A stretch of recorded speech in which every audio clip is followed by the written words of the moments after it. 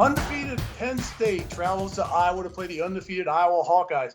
This game, points are going to be at a premium. Both of these teams are terrific in their scoring defense. Iowa at 11.6, they're second in the nation. Penn State is third at 12 points per game giving up defensively. So if they can if they can manufacture points anyway on special teams, no matter how they do it, you look at Iowa's defense. They had 7 turnovers forced against Maryland last week.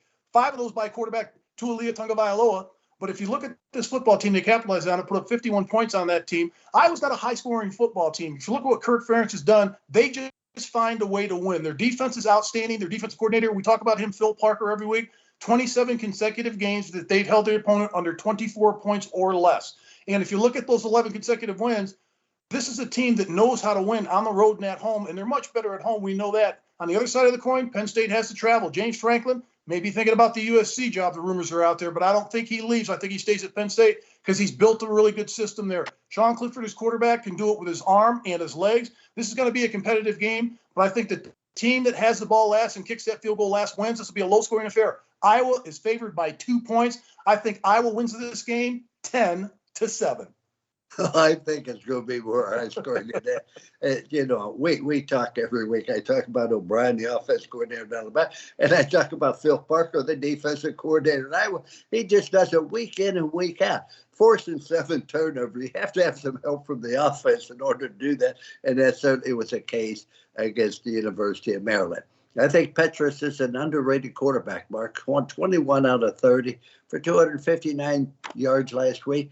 3 touchdowns and no interceptions. Plus, he ran for 2 touchdowns. Now, they were on quarterback sneaks because he doesn't have great elusibility when he's running the football.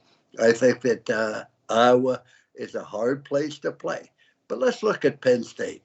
I think Sean Clifford is the key to their whole football team, Mark. He's a veteran. He started for maybe 3 years. He can throw the football. He's also one of their better runners. And Penn State's defense is very, very good.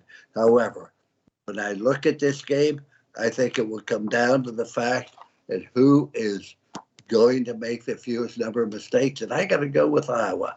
I look for Iowa to beat Penn State 24-21. And these are 2 very good football teams. And the winner would definitely have a chance to go into the playoff. And the loser might still win the Big Ten championship because they're on different sides of the conference. So this is not an inter-conference game. It's a game between 2 Big Ten teams. But I look for both of them to go on and have great years regardless of the outcome.